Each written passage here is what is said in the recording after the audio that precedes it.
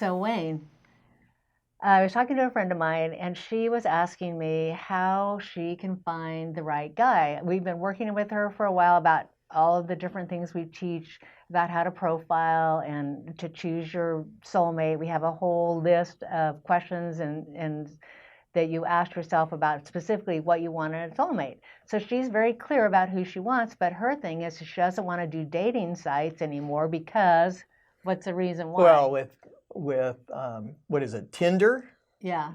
Tinder, 57 million people are on Tinder, and statistically, from what we've heard, is that it takes 1,700 swipes to get a date. And then sometimes you have to pay more money to kind of push your profile up. It just seems a little insane, and I don't think is really good for your self-esteem personally. But you know what? You don't have to do that. We have a couple tips and secrets that we use to find each other and Yeah. to help other people find their soulmates too. Yeah. So in her case, she'd been on this, well, not Tinder, but another site, and she met a guy, but he was from way out of the area, and he had a job that didn't work, and it was just a heartbreaking thing for her because she was really attracted to him, but it ended up she got ghosted, and it was painful. So she's coming to me and going, "Okay, well I know who I want. How do I find him?" Well, one of her things is she loves cars, and I said, you got to fish where the fish are that you want to catch. And she loves cars. She's a go-go girl. She loves to do stuff, loves to travel. So we've been advising her to join car clubs because that way you're going to be able to meet people that have the same enthusiasm. They have the same, it's not inexpensive to own these high performance cars. So if somebody has the same level of Income. income, and financial stability that's really important to her.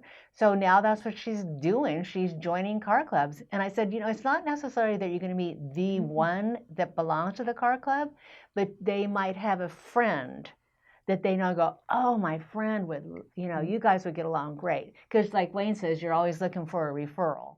Yeah. Yeah.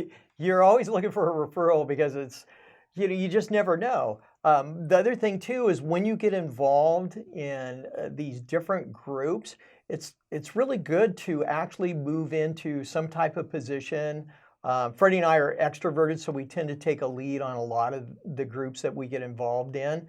And we encourage people to do that if you're more extroverted and you have time. You don't want to join anything that would um, take so much time that you couldn't perform because then you look like a flake.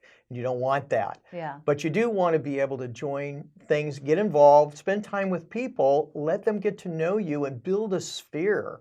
Um, Definitely look for a great referral. I wouldn't go in there and say, "Hey, Wayne, my name's Wayne. I'm single. I'm looking for my soulmate. Do you know anybody?" Maybe it's you. No, Yeah. you don't want to. You want to lean into these things and get to know the people that are involved. And a lot of times, their um, emotional makeup, their ideas about the world, and what they like to do really kind of shows you if those are the types of people that you would like to associate with, and I think that that's super important. Well, that's how we met because I had moved to an area where I didn't know anybody and I was single and I did not want to do the dating that thing. It's like I've had bad experiences with that.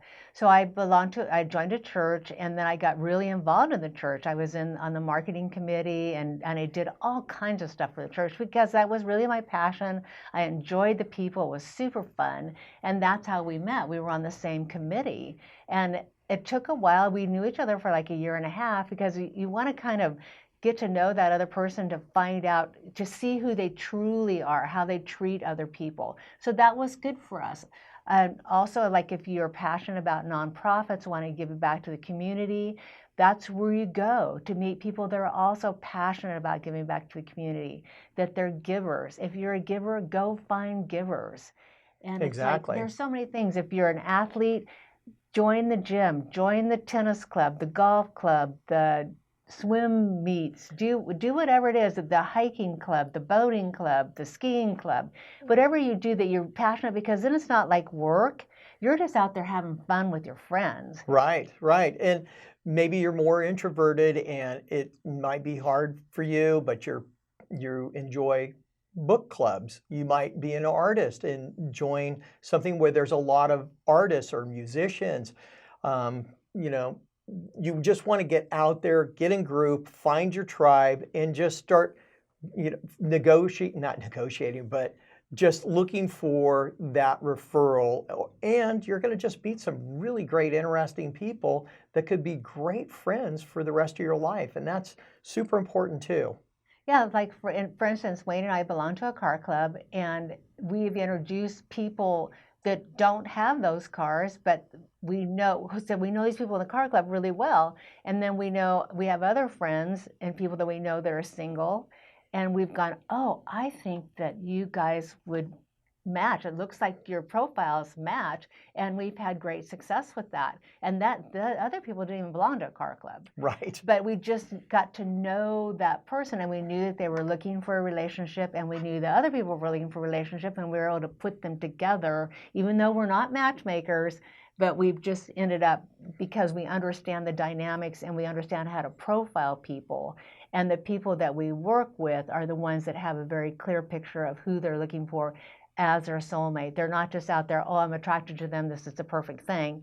They're Right. out there with the profile looking for a very specific person. Right, exactly.